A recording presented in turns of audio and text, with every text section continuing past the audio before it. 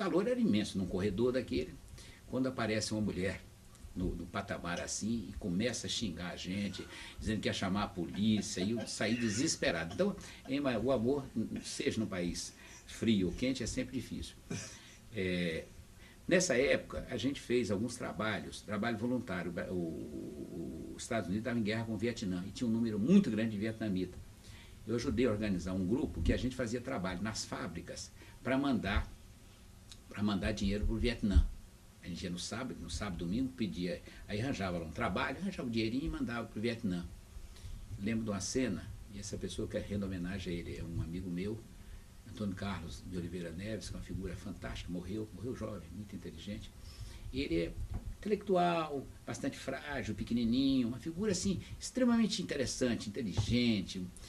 E nós, no trabalho de fábrica, para o trabalho voluntário, tinha que carregar uns sacos de fumo. Era interessantíssimo, porque apareciam umas cubanas lá no meio, forte, acostumadas a cortar cana, tudo. Elas passavam com aquele saco nas costas, assim, correndo, e jogava lá para buscar outro. E Antônio Carlos vinha lá desesperado com um saco que não aguentava. E você imagina que os latino-americanos são muito machistas. Então, ser mais fraco do que uma mulher, até no país socialista e de comunista, é difícil. Então, a gente vê essa dificuldade. Ele não tinha esse hábito, mas ela já tinha hábito, essa menina. Então, a gente fazia o trabalho voluntário. Aí nós percebemos como a burocracia é pesada. A burocracia é um país muito burocrático, era um povo muito solidário, seja ucraniano ou russo, são muito solidários. Dá 2, 3 minutos que a gente conversa com ele, já convido para ir na casa dele, para almoçar, para beber, normalmente para beber, que era muito comum. Então o povo... E eu percebi que o povo ucraniano, eu tenho muita vontade de escrever isso, alguma coisa, um pouco dessa viagem. Eu acho que o povo mais nacionalista que eu já vi no mundo é o ucraniano. Porque nós somos nacionalistas, defendemos o Brasil, né? O argentino defende a Argentina, o Chile. Mas o ucraniano, quando ele fala da terra, porque tem uma terra negra lá. Eu vi o ucraniano falando da terra e beijar a terra, né? A única pessoa que beijou a terra depois que eu vi foi o Papa, né? Mas para ir em cada país. Mas eles não, eles falavam da terra, o amor à terra deles é diferente. Tinha um poeta lá, que é Taras Shevchenko, ele sempre falava muito da beleza, da natureza. Porque nós temos uma noção de natureza, mas o Nordeste, o Amazonas, o Rio Grande do Sul, o Cerrado, nós somos o país, nós somos a relação só com as pessoas quase, né? Tem, claro, com a natureza, mas a relação que eles falavam muito, era muito importante com a terra, da comida. Ali também eu vi uma coisa que me surpreendeu, quando o gelo vai saindo, a gente fala assim, quando vem o degelo, aí uma pessoa falou comigo, quando o gelo se vai, os ciganos chegam. E em Kiev eu vi chegar um grupo de ciganos, você imagina, em pleno regime socialista, aquela repressão imensa às vezes, vigilância na fronteira, eles estavam vindo da Bulgária ou da Hungria, eles iam, o gelo ia derretendo e eles iam atrás. E eu fiquei curioso, falei, como? Ele falou, não, mas todo ano é assim, eles vêm aqui, olha, sorte, de vez em quando eles prendem um deles, eles pedem dinheiro, eles fazem trabalho em algum lugar, então estava chegando E aí eu fiquei interessado, ele falou, olha, aqui já teve uma experiência com o Stalin, com os ciganos. Um dia o Stalin resolveu, na coletivização das terras, reuniu os ciganos de tudo quanto é lugar, que tudo quanto é acampamento que tinha, levou para uma região, uma imensa fazenda, que ele chamava fazenda coletiva, botou lá com as casas, trator, máquina, equipamento, adubo, enfim, tudo. Para o ucraniano começar, para os ciganos começarem a produzir coletivamente, com escola, tudo que ele julgava que era necessário que aquele povo queria. E os ciganos ficaram ali um tempo. Quando o gelo saiu, eles mataram algumas vacas daquela, pegaram as carnes que tinha, montaram nos cavalos e largaram. Quando chegaram lá naquele acampamento que foi feita a fazenda coletiva, para eles não tinha nenhum. Porque o sonho deles não era ser. Então, mesmo o socialismo não teve a capacidade de conviver com essas pessoas e entender o seu mundo. De lá também eu fiz uma viagem nas férias, com o dinheiro que a gente economizava, a gente recebia um pequeno recurso para se alimentar, e às vezes no final do mês a gente já tinha gastado tudo. Embora o vietnamita recebesse a metade do que nós recebíamos, eles ainda economizavam, porque eles fizeram um acordo. Nós recebíamos uma quantidade e eles passaram a receber a metade para vir 2 vietnamitas. Pois no final do mês o vietnamita tinha dinheiro e nós, os latino-americanos, já tínhamos gasto todo. Mas eu fiz uma economia, acabamos indo à Tchecoslováquia, passando na Polônia, Tchecoslováquia, fomos até a Alemanha. Na Tchecoslováquia, já próximo daquela primavera de Praga, um mês antes dos russos invadirem a Tchecoslováquia. Eu reuni com uma opção de gente, lá tinha uns brasileiros, tinha muito brasileiro lá, e uns tchecos que falavam um pouco de russo, enfim, ficamos conversando. E um tcheco falava sempre o seguinte: eu não sei por que eu defendo o socialismo. Na Alemanha, que é capitalista, eu com um mês de trabalho compro um carro. Aqui que é socialismo, em que nós, os trabalhadores, somos donos, eu trabalho 5 anos para comprar um carro. Argumentos que a gente às vezes nem trata com eles.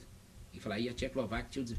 Então havia um clamor no meio dos tchecos. Nós fomos para a Alemanha também, passamos lá na Alemanha, vimos a diferença, nós fomos próximo do muro, de um lado e de outro, de fato, mais riqueza de um lado. E os alemães, hoje os Estados Unidos têm na fronteira com o México um imenso muro e ninguém fala muita coisa, mas naquela época falava daquele muro, a gente foi na beirada do muro e ficava olhando. A gente ainda tentava ideologicamente, às vezes, defender aquele muro, porque formava os engenheiros na Alemanha Oriental, e a Alemanha Ocidental dava um salário maior, portanto não tinha que ter preocupação em capacitá-los e, no entanto, recebiam engenheiros médicos que fugiam. Então, ver essa realidade complexa. E aí uma pessoa falou comigo, dá uma olhada, ele está vendo aquela mulher que está naquele carro bonito? Eu olhei, claro, olhei para o carro e olhei para a mulher. Ele falou, pois ela é uma prostituta, ela vive de prostituição e ela anda com o seu carro. São coisas que são discurso ideológico que a gente tem muita dificuldade de perceber, de como enfrentar. Para tentar voltar ao Brasil, eu estudei lá, então, depois para voltar ao Brasil, eu voltava pela África. E via no avião, lá tinham 2 russos, 2 ou 3 que estavam vindo para trabalhar num país da África. E eles diziam muito, eles sempre contavam, os dois conversando um para o outro, não conversando comigo, com o outro, na minha frente um pouco, um explicando o que era Coca-Cola.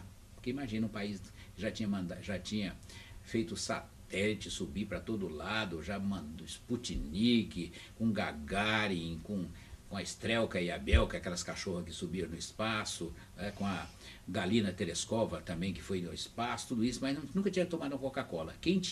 Um dos dois já tinha ido lá e já conhecia, falava o que era Coca-Cola. Mas como é que você pode imaginar uma pessoa descrever o gosto de Coca-Cola? Ninguém descreve gosto. Gosto é coisa difícil. Você pode falar azedo e doce, mas Coca-Cola não é azedo nem doce.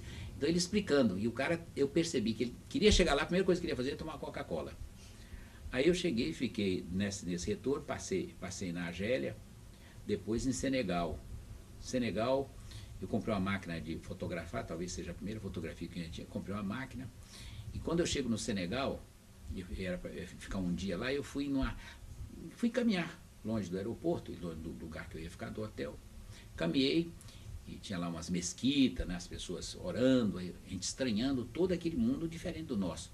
E na volta eu encontro uma mulher, seria exatamente como uma baiana, a mesma roupa, em volta dela uns 5, 6 crianças, e ela vendendo amendoim.